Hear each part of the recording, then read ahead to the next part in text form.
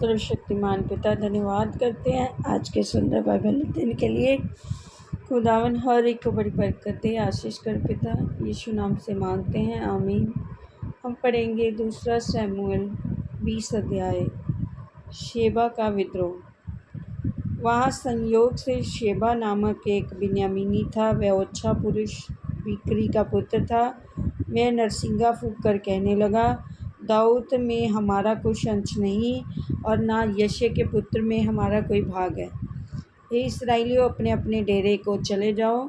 इसलिए सब इस्राएली पुरुष दाऊद के पीछे चलना छोड़कर बिक्री के पुत्र शेबा के पीछे हो लिए। परंतु सब यहूदी पुरुष यरदन से यरूशलेम तक अपने राजा के संग लगे रहे। तब दाऊद यरूशलेम को अपने भवन में आया और राजा ने उन 10 रखैलियों को, जिन्हें भवन की चौकसी करने को छोड़ गया था, अलग एक घर में रखा। उनका पालन पोषण करता रहा, परंतु उनसे सहवास न किया। इसलिए वे अपनी अपनी मृत्यु के दिन तक विधवापन की ही दशा में जीवित ही बंद रही। अमासा की हत्या। तब राजा ने अमासा से कहा, यहूदी पुरुषों को 3 दिन के भीतर मेरे पास बुला ला और तू भी वहाँ उपस्थित रहना।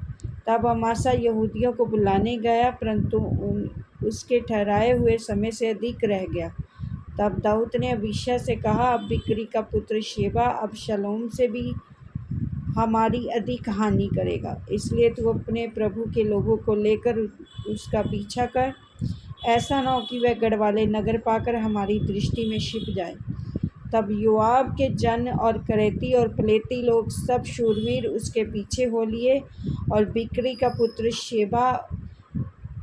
शेबा का पीछा करने को यरूशलेम से निकले।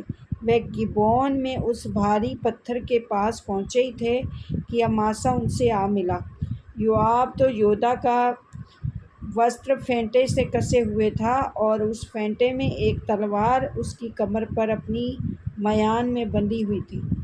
जब वह चला तब वह निकलकर गिर पड़ी और योआब ने अमासा से पूछा, हे मेरे भाई, क्या तू कुशल से है? तब योआब ने अपना दाहिना हाथ बढ़ाकर अमासा को छूने के लिए उसकी दाढ़ी पकड़ी, परंतु अमासा ने उस तलवार की कुछ चिंता न की जो योआब के हाथ में थी, और उसने उसे अमासा के पेट में भोंक दी, जिससे कि उसकी अंतड़ियाँ निकलकर धरती पर गिर पड़ी, और उसने उसको दूसरी बार न मारा और वह मर गया। तब योआब और उसका भाई अबीशै बिक्री का पुत्र शेबा का पीछा करने को चले, और उसके पास योआब का एक जवान खड़ा होकर कहने लगा, जो कोई योआब के पास और दाऊद की ओर का हो, वह योआब के पीछे हो ले। अमासा सड़क के मध्य में अपने लहू में लौट रहा था। जब उस मनुष्य ने देखा कि सब लोग खड़े हो गए हैं, तब अमासा को सड़क पर से मैदान पर से उठा ले गया, क्योंकि देखा कि जितने उसके पास आते हैं वे खड़े हो जाते हैं। तब उसने उसके ऊपर एक कपड़ा डाल दिया, और उसके सड़क पर से सरकाए जाने पर सब लोग बिक्री के पुत्र शेबा का पीछा करने को योआब के पीछे हो लिए। शेबा की मृत्यु। शेबा सब इस्राएली के गोत्र में से होकर आबेल और बेतमाका बेरियों के देश तक पहुंचा, और वे इकट्ठे होकर उसके पीछे हो लिए। तब योआब के जनों ने उसको बेतमाका के आबेल में घेर लिया, नगर के सामने एक टीला खड़ा किया कि वह शहरपनाह से सट गया, और योआब के संग के सब लोग शहरपनाह को गिराने के लिए धक्का देने लगे। तब एक बुद्धिमानी स्त्री ने नगर में से पुकारा, सुनो सुनो, योआब से कहो कि यहाँ आए, ताकि मैं उससे कुछ बातें करूं। तब योआब उसके निकट गया। तब उस स्त्री ने पूछा, क्या तू योआब है? उसने कहा, हाँ, मैं वही हूँ। फिर उसने उससे कहा, अपनी दासी के वचन सुन। उसने कहा, मैं सुन रहा हूँ।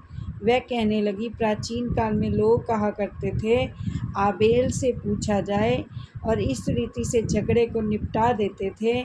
मैं तो मेल मिलाप वाले और विश्वास योग्य इस्राएलियों में से हूँ, परंतु तू एक प्रधान नगर नष्ट करने का यत्न करता है। तू यहोवा के भाग को क्यों निकल जाएगा? योआब ने उत्तर देकर कहा, ये मुझसे दूर हो दूर, मैं निगल कि मैं निगल जाऊं या नष्ट करूं। बात ऐसी नहीं है। शेबा नामक प्रेम के पहाड़ी देश का एक पुरुष जो बिक्री का पुत्र है, उसने दाऊद राजा के विरुद्ध हाथ उठाया है। तो तुम लोग केवल उसी को सौंप दो, तब मैं नगर को छोड़कर चला जाऊंगा। स्त्री ने योआब से कहा, उसका सिर शहरपनाह पर से तेरे पास फेंक दिया जाएगा। तब स्त्री अपनी बुद्धिमानी से सब लोगों के पास गई और तब उन्होंने बिक्री के पुत्र शेबा का सिर काटकर योआब के पास फेंक दिया। तब योआब ने नरसिंगा फूंका और सब लोग नगर के पास से अलग अलग होकर अपने डेरे को गए। योआब यरूशलेम को राजा के पास लौट गया। दाऊद के अधिकारीगण। योआब ने तो समस्त इस्राएली सेना के ऊपर प्रधान रहा और यहोयादा का पुत्र बनायाह करेतियों प्लेतियों के ऊपर था और अदोराम बेगारों के ऊपर था और अलीहूद का पुत्र यहोशापात इतिहास का लेखक था और शबा मंत्री था और सादोक और अब्यातार जाचक थे और याईरी ईरा भी दाऊद का एक मंत्री था। इस वचन के द्वारा प्रभु ब्लेस करेंगे। आमीन। सबको जय मसीह।